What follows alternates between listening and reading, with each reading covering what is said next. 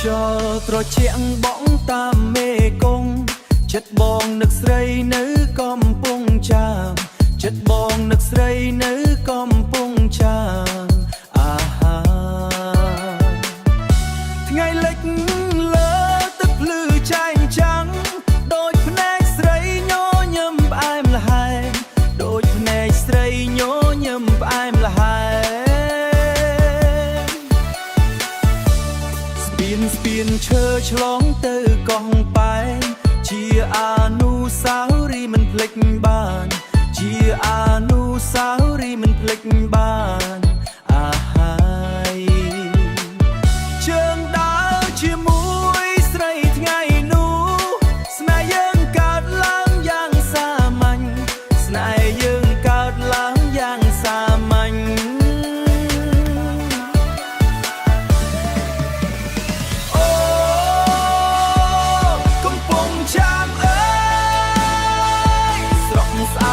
ចិត្តប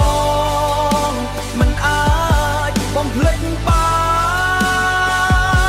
ន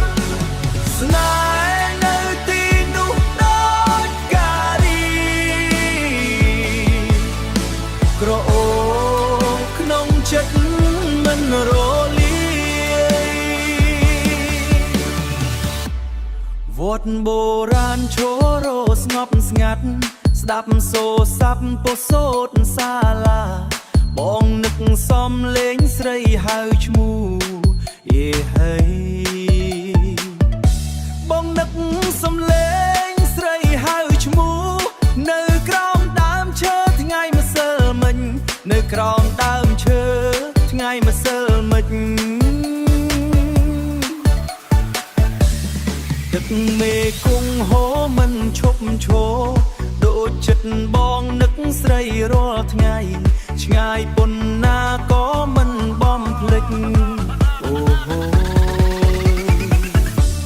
ឆ្ងាយប៉ុណ្ណាក៏មិនបំភ្លេចស្នេហ៍កំពុងចាំនៅ